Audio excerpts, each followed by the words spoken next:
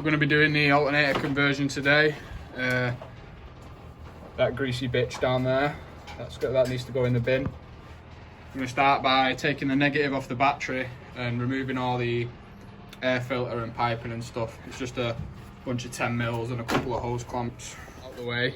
We're going to take some tension off it, remove the belt, and then we'll start unbolting all the vacuum lines and oil feeds and all the rest of that stuff. Fingers, but never mind that. This small one here, that's your feed, and this is your drain. This is your vacuum hookup for your boost solenoid and your brakes and something else, but I forget. So I believe I can just bolt this down without any modifications, although I'm still going to get a braided line made up, and I think that larger one needs an M14 fitting on one end to mate up to this Vauxhall alternator. Apart from that, you can see the bracket where it mounts here. You've got to space that out with a few washers, or make your own spacer. I'm probably just going to use washers because it'll do the job just fine. This job's probably a lot easier if you don't have aircon pipes in the way.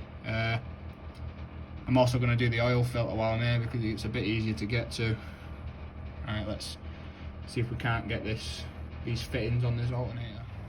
Right, we've managed to get this fitting out of this alternator. This is the side for the vacuum brakes, the vacuum and stuff. This smaller oil feed, I'm pretty sure, is just going to work fine. I can't remember if you have to trim some off the bottom of the bolt to get it to seat good, but we'll find out when the time comes. And I need to get a new line made up, and this is an M14 fitting, I think. So we're gonna have to nip down to the hydraulics place when we figure out what size lines we need and length and stuff. Now we've got to swap over the pulleys because this one I think is a lot deeper and a bit fatter than this one. I'm sure you can get away with keeping the original fan on here though, rather than the Fourtrak one. Right, we've got all the fittings in the alternator. This is the oil feed line. I believe you can get away with using the original, but I'm going to have some braided ones made up for peace of mind. This is the return, and I believe that's a M14 or M16. I can't quite remember what he said down at the hydraulics place. For the vacuum side of it, for the brakes and stuff, if you take the fitting out of the original Fourtrak alternator and thread it into this, you'll be able to use all the existing vacuum stuff, and you don't really need to mess with much, which is nice. Now I've removed the pulleys off both alternators. This is off the Fourtrak. I'm going to be keeping the fan off of the Vauxhall's one because I mangled the other one up a bit trying to remove the pulley. Yeah, so let's make a shim because this thing is 3mm bigger diameter than this shaft here. So I'll show you how we'll do that. Measure around this with your calipers. You'll get 17mm. Times that by pi times the diameter, and that'll give you the circumference of it. So that's 50 something, I can't remember what it was, I used the calculator. So I'll cut a strip out of 50 whatever it measures, and it's, I don't know if you can see that there, it's 13mm long we need it. We may cut it a little bit shorter. Then we've got to bend it up around a socket or something like that, the vice, and it'll slip over nicely, and it'll bring this pulley in central so it's not wobbling when it's being squashed. Made up now, just kind of beat it around a socket and fit it into this. And thanks spectator. We just kind of beat it into shape around a socket, and once it goes over this, and this is there, it'll push it to the exact shape because it's a bit egg shaped at the minute. Let's try and get it on there. Sorry, I've got the bushing that I made in, but as you can see I've got a bit of a problem here. It's clamped down on the actual bushing itself, not the shaft like it's supposed to. So I'll just take that off.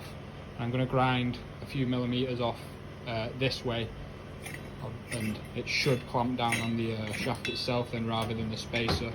See a bit of Loctite in there because I don't want this coming off, and if we spin it up with the impact, you see it spins nice and true, no wobbling or anything like that, because if you do that you're going to damage internals on the alternator and probably just end up going through belts like mad.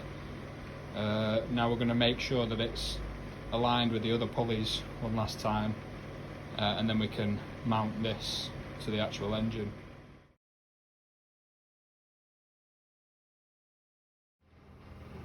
Now we've got the alternator mounted, this vacuum line for the brakes and stuff, that just goes straight on here and bolts down. I've made this bracket for adjusting the tension on it, because obviously it sits out a lot more.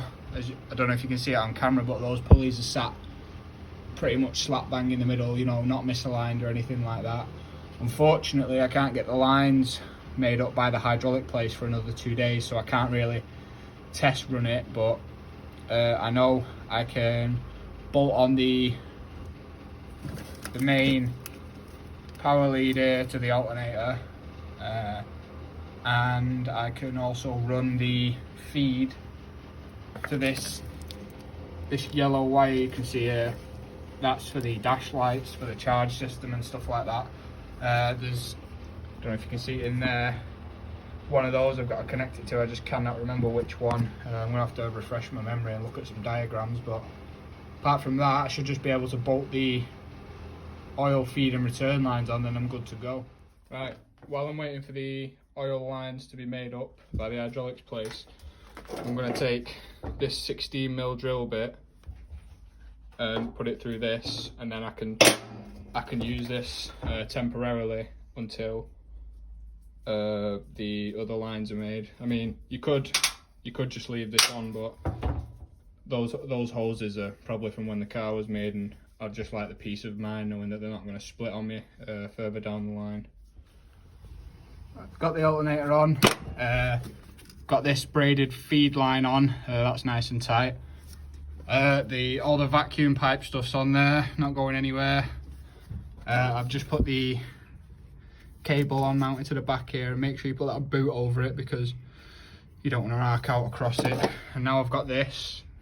This is literally just going on to test that it'll run, not leak or anything like that. I'm getting the braided line tomorrow. The place didn't have the end for me today, so like you saw, I had to drill this out to a M16 fitting, and now we're going to put this on, put some tension on it, and then we need to wire up this yellow wire like I mentioned down in there. But I've got the temporary oil line on at the back there. Now we're just going to add some tension to this. We'll run it, check it doesn't leak, check everything's balanced right and shit's not going to go flying, and then we'll do that last bit of wiring and it should be job done till I replace it with that braided one. Got it running, doesn't seem to be leaking or making any funny noises or anything like that, so I'd say we've got it pretty spot on with all the lines and stuff. The brakes feel good, so the vacuum's all working. Now I just need to add, I think, this one wire as a signal for the voltage gauge and stuff, and other things on the dash. So let's get that done. We've got that wire on now. This going to the yellow. This one.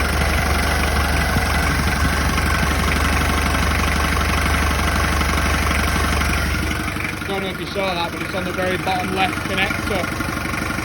We're just going to let it run now. We'll stick a multimeter across the battery and see what it's charging at, and go from there. Right, now we seem to have it running right. We're going to bolt all the intake and stuff back on.